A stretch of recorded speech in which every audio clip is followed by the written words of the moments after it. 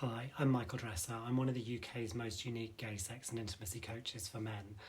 And if you're someone who spends a lot of time giving and either ending up feeling resentful that you never get anything in return, or feeling like you've given too much, then this video is for you.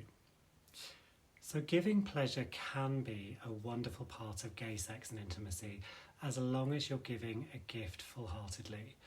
But giving can become problematic if you feel that you're giving more than you have capacity for, or your limits are being pushed or overstepped and you end up enduring something that you're not comfortable with, or feeling obliged to do something that you're not fully willing to. And as queer people, most of us have been conditioned to override our own limits in order to assimilate or survive. So we need to develop the skills to notice and communicate when we need something to stop or to change. And this is really one of the most important things that's at the heart of getting good at giving. So let's take a look at some of the core essences of giving and what to look out for when you're building skills to get better at it.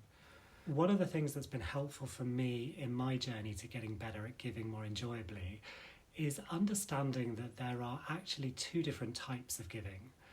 One way to give is to take action for someone else's benefit in a way that they want. So this might look like giving someone an intimate massage, or it might look like giving someone a lift to the airport.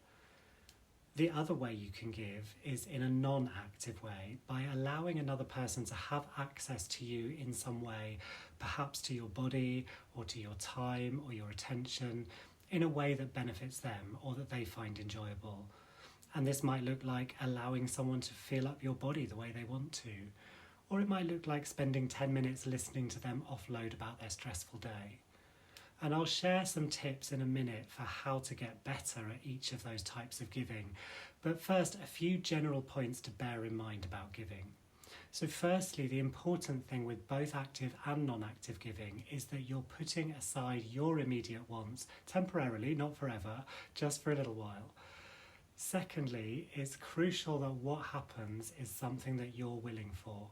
Your willingness is an absolutely essential part of giving. Whether you're giving in an active way or giving in a non-active way, it's really important that you're doing it with willingness.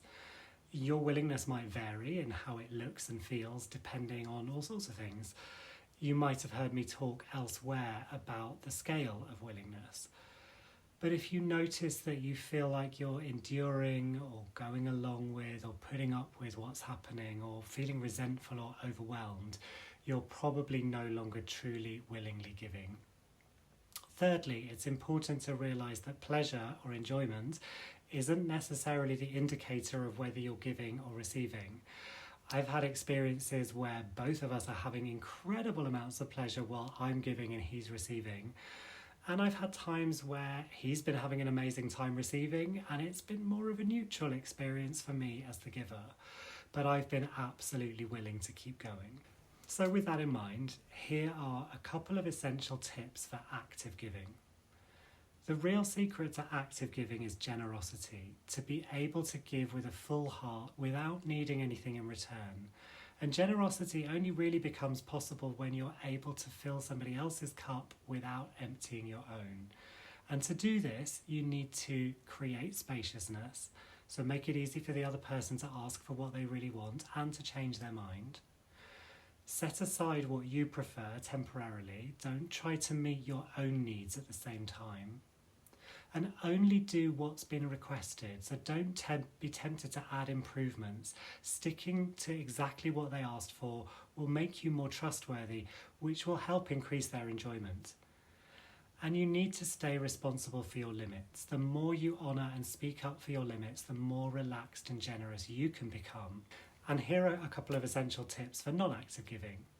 So the essence of non-active giving is being able to experience yourself as a gift, knowing you're enough of a gift just by being yourself without the need to do anything.